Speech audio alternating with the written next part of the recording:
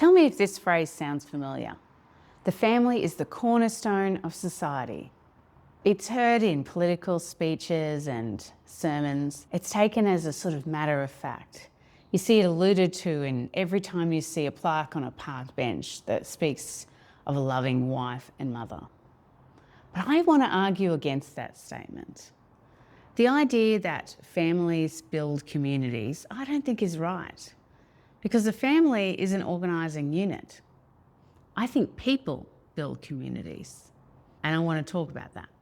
My name's Karen, I'm a chaplain. I've sat with people for over 10 years, hearing them reflect on what they believe they've given to their organisations, to their families, to the groups that they're a part of, and what they believe that they've received, and when those things don't quite match. It's just started to rain. Let me start with something that I watched happen 2 years ago, I think. A man received an award for 40 years of employed service to an organisation, an incredible achievement, and he'd earned their thanks. Nobody in the room would have argued with that. His wife remained sitting at the table when he was on stage. And while the citation was being read, I thought about it and realised she'd served as a volunteer for 39 years of those 40. In her first year of marriage, she took on a volunteer position with the same organisation and took on a role well above what would have been expected for someone at her beginning level of seniority, and it was quite a demanding role. And of course, her name wasn't on the certificate.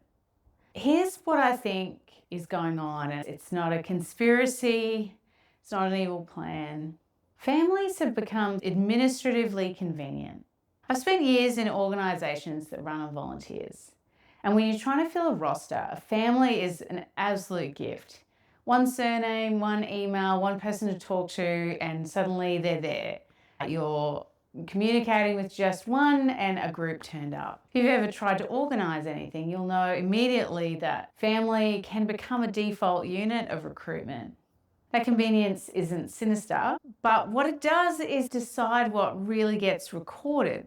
The organisation records the contribution of the unit because it was the unit that was contacted, and it's sort of the unit that gets thanked.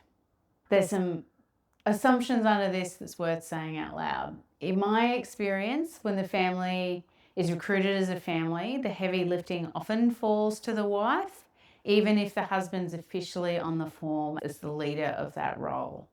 She's the one kind of doing all the behind the scenes work often, but work nonetheless. And the record shows the family serving. Work done by one person is disproportionately attributed to a group. Historically and overwhelmingly, the person who disappears in that unit is the wife.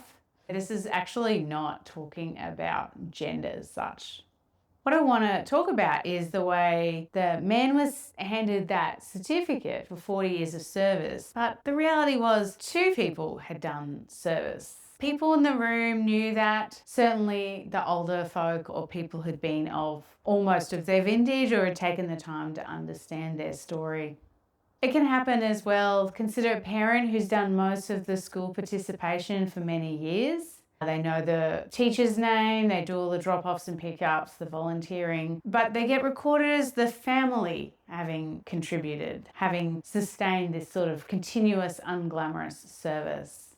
Or consider a single person. This counted as a partial unit rather than a whole one. For the same problem with a different outcome.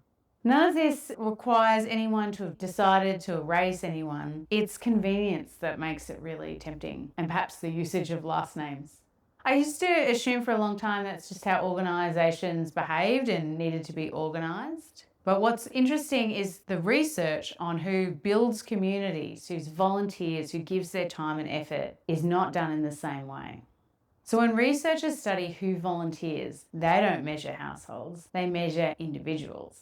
There's a systematic review published in 2018 to work out what predicts whether a person does volunteer work. So here's the list that it produced.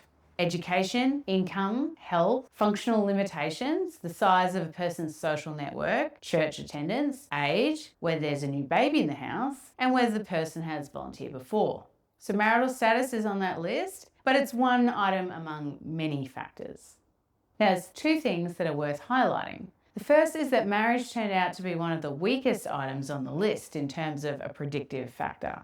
Researchers found no overall association between being married and volunteering. So the thing we call the cornerstone in the actual evidence is the least reliable predictor of someone volunteering in their community. The second is what the strongest predictor was. Now, it's not income, it's not marriage, we've covered that. It's whether a person has volunteered before. And that is the case by a very long way. Now, think about what that actually described.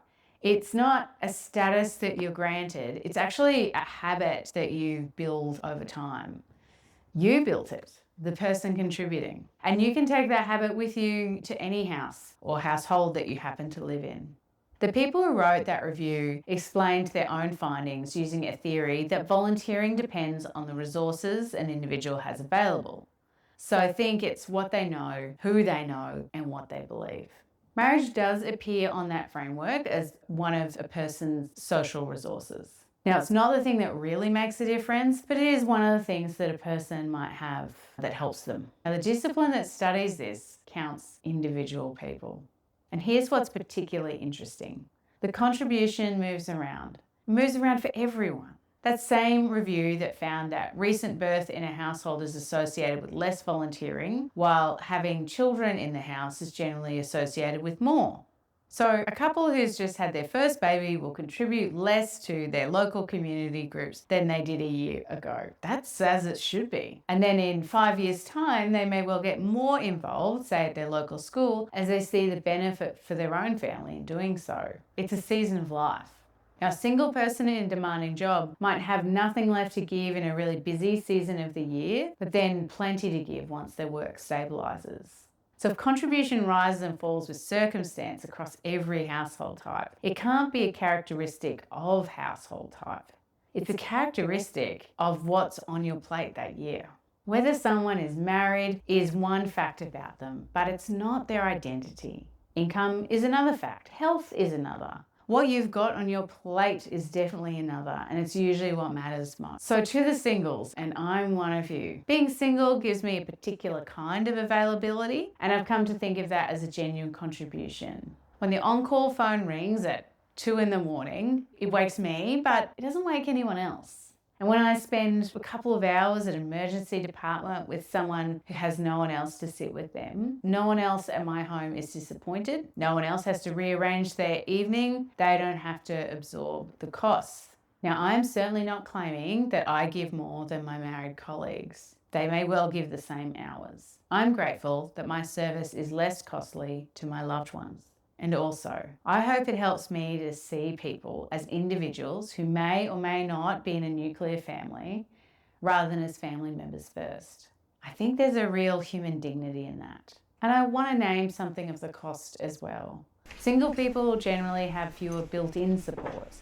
It can be scary not having a default person to call for help when you're in trouble or just have the flu, not to know who to pick as your emergency contact. Both of those are true at once, and I'd rather hold them together than pretend the second one away.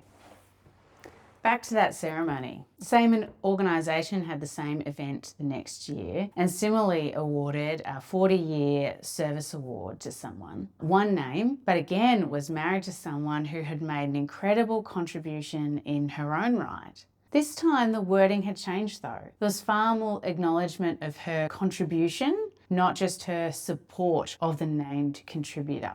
It looked like the leadership had reflected. Perhaps they did that of their own initiative, or perhaps someone said something.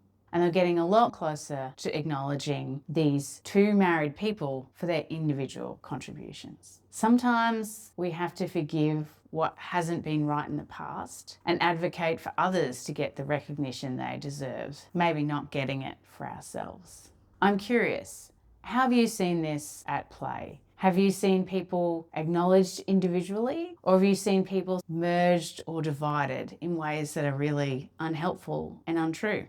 I'd love to hear about it in the comments.